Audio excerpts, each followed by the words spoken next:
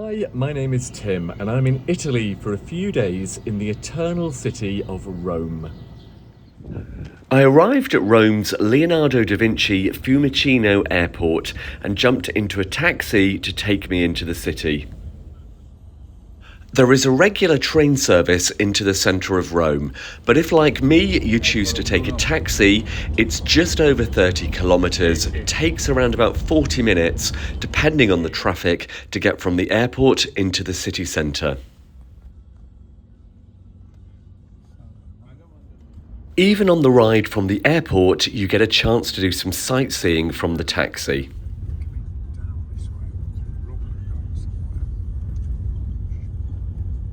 For my trip to Rome, I'm based at the Hotel Modigliani, right in the centre, and you can find a guide to the hotel on my YouTube channel. The hotel is excellently located for many of the key sites in the centre of Rome, so after checking in and dumping our bags, we're off on the 10-minute walk to the world-famous Trevi Fountain. In 1730, Pope Clement XII organised a competition to invite designers to create a fountain for the Trevi district of Rome. The competition was originally won by a Florentine designer, but there was such an outcry in the city that somebody from Rome had not won that it was given to Nicola Salvi, and work commenced on the fountain in 1732. Sadly, Salvi died before the project was finished, and an architect called Giuseppe Panini completed the fountain in 1762. The fountain remains a beautiful and impressive landmark today. It's become a must-see site in Rome and attracts huge crowds of visitors. It is said that over €3,000 a day are tossed into the fountain by visitors wanting to bring good luck. Close to the Trevi Fountain, you will find the Catholic Church of Santi Vincenzo e Anastasio. The Baroque church is notable as the place where the embalmed hearts of 22 popes are kept. The church today sits on the site of an original medieval church and was rebuilt in Baroque style and completed in 1650. The church is ornate and serene and provides a great escape from the hordes of crowds outside at the Trevi Fountain. Next on our list were the Spanish Steps, another must-do site in the centre of Rome and only a few minutes stroll away from the Trevi Fountain. The steps lead from the Piazza di Spagna at the base to the Church of Trinita de' Monti at the top. There are 135 steps climbing 29 metres, and they opened in 1725. The steps featured in the film Roman Holiday with Audrey Hepburn and Gregory Peck in 1953. The steps have featured in many other films and TV shows, including the film version of The Talented Mr. Ripley, as well as becoming an iconic location for fashion shoots.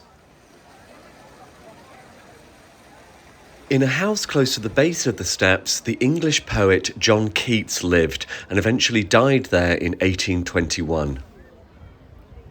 If you climb to the top of the steps, you get a good view of the piazza and the fountain below. If you're there at sunset, you get a romantic vista of Rome laid out before you.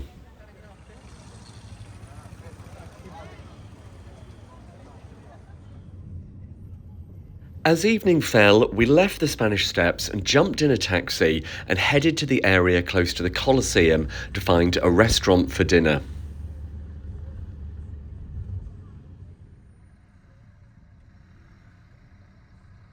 I would recommend visiting this area at nightfall, as it was wonderful to see the structure of the Colosseum against the beautiful colours of the sunset.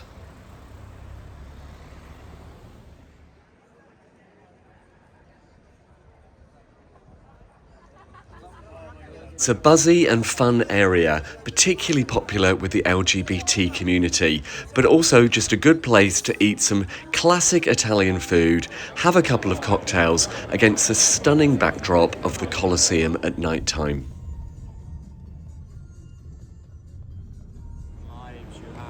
Our hotel was close to the Piazza Barberini, and we found a great little cocktail bar in the piazza where we were able to sit out and enjoy all the romance and atmosphere and people watching of a night out in Rome. The cocktails were delicious and the staff were wonderful.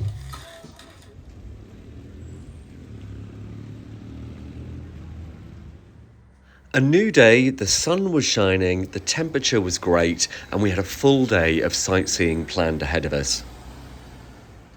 There are lots of different modes of transport to explore Rome, but because a lot of the key sites are located centrally, it's an easy city to explore and get around on foot. As we strolled from our hotel, we came to a grand shopping arcade and the Piazza Colonna. The Roman Emperor Trajan's victory column stands majestically in the centre. The ornate decoration carved into the column depicts the wars between the Romans and the Dacians. The structure stands 35 metres high, and inside there is a narrow spiral staircase of 185 steps leading to a viewing platform at the top. Walking around the centre of Rome, there are lots of things to see and do. There are street entertainers and musicians, you can watch some street art being produced, and there are endless cafes and restaurants and museums to tempt you in.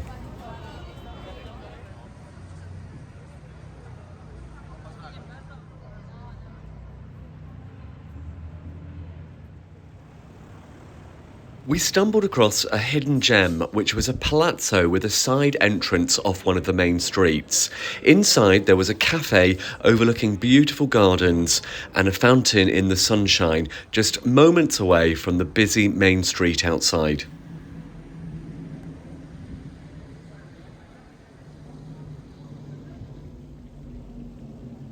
It was like a secret garden tucked away to enjoy relaxing coffee or lunch, overlooking the gardens before returning back to all the other tourists and the busy streets.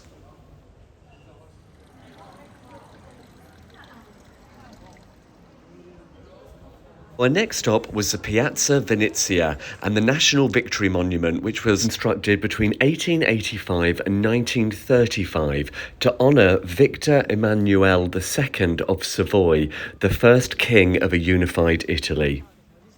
Right next to the monument building, you have the stunning archaeological site of the Imperial Forums.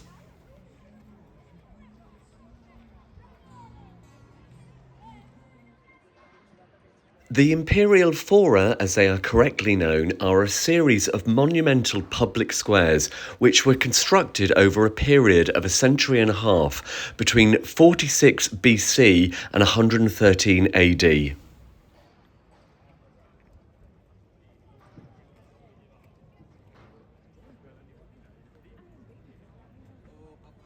Julius Caesar was the first to build in this area, and the Fora became the centre of politics, religion, and the economy of the Roman Empire.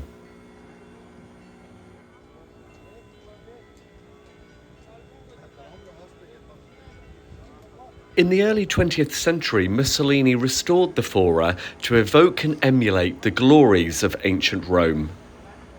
He also built the modern street which you can see today leading down to the Colosseum, which cuts across the site, but it's remained a source of contention in the city because of the pollution and the vibration caused by the heavy traffic. In total, 5 imperial fora were built, for emperors ranging from Julius Caesar through to Trajan. They were shown as marks of grandeur and power, and each emperor tried to make theirs more lavish than the one before. It's an amazing opportunity to get a glimpse into the life of the emperors and their seats of power in ancient Roman times.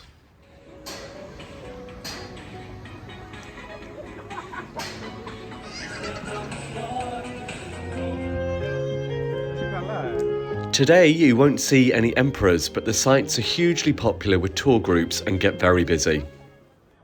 Our next stop was to get to the Pantheon, but first, on the way, we stopped off at the Piazza della Minerva.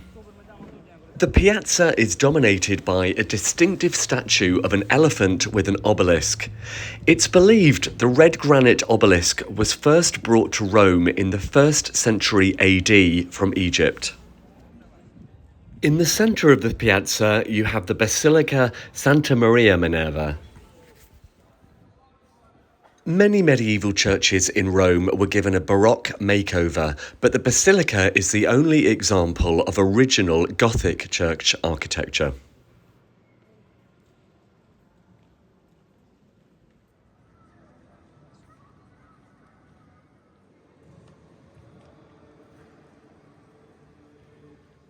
The interior features beautiful arched vaulting that was painted blue with gilded stars and trimmed with brilliant red as part of a 19th century neo-Gothic restoration.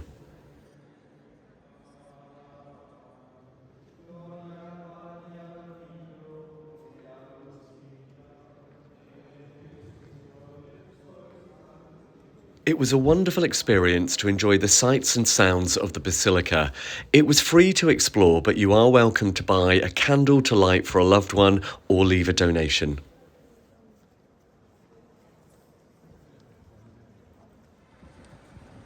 Just off the piazza, you come to the Parthenon, which name derives from the Greek word meaning temple of all the gods. It's a former Roman temple, and since AD 609, a Catholic church called the Basilica of St. Mary and the Martyrs. The building is round except for the portico at the front, with huge granite Corinthian columns. Almost 2,000 years after it was built, the dome still remains the world's largest unreinforced concrete dome.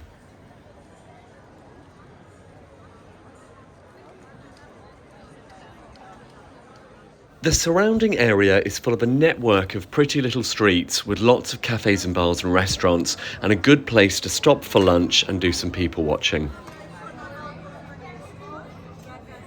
After a delicious limoncello on the house, it was time to head off and get a glimpse of the river Tiber.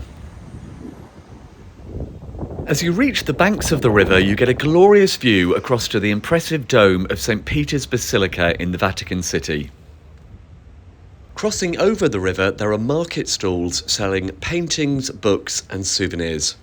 A little bit further along the river, you come to the impressive rotund structure of the Castel Sant'Angelo. It was originally built by the Roman Emperor Hadrian as a mausoleum for himself and his family. Subsequently, it was used by popes as a fortress and castle, and is now used as a museum. Sadly, I didn't have time to go to the Vatican City on this trip, but the bridge in front of the Castel offers some great views. You might even spot a couple of Roman soldiers for a photo opportunity.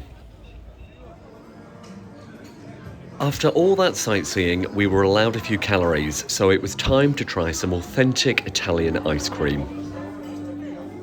You'll certainly be spoilt for choice deciding which flavour to go for.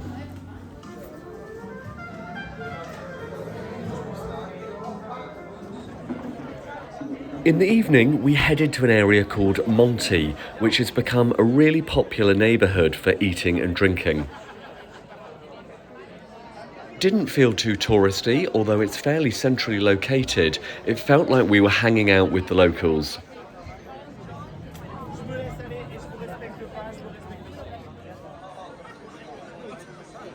We found what felt like a quintessential Italian restaurant, which was just what we were looking for, called Trattoria Tettarello, and I highly recommend it. The food was delicious, there is seating inside and out, there's a really buzzy, fun atmosphere, and the staff made it a great experience.